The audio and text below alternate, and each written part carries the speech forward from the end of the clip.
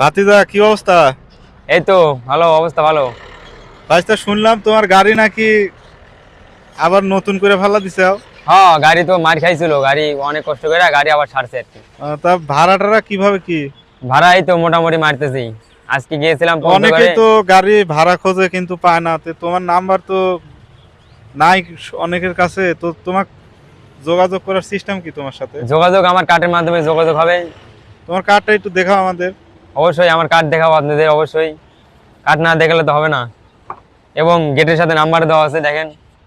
দর্শক এই যে এইখানে দেখেন ভাতিজা ফারুকের নাম্বার আছে এবং সেই সাথে আমরা কার্ডের ছবি একটু তুলে দেই দেখি। এই এখানে যে কার্ড। ঠিকানা দেওয়া আছে, হ্যাঁ।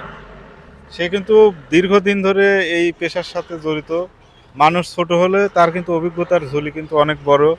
আর বিশেষ করে গাড়ি সেক্টরে অনেক দিন ধরে লেগে আছে। তার বাবারও কিন্তু অনেকগুলো গাড়ি ছিল, হয়তো কোনো কারণবশতে গাড়িগুলো এখন আর নেই।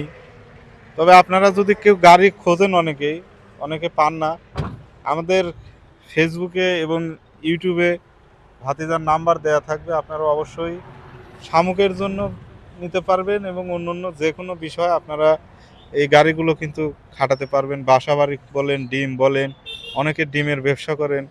ডিমের আড়তে কিন্তু ভাতিজা কিন্তু ডিমের আড়তে তো হ্যাঁ, ইয়ে করে না। অনেকদিন চেয়েছি আমি ডিমের অনেকদিন আড়তে, ধরে। মনে করেন যে 7-8 বছর ছিলাম। হ্যাঁ।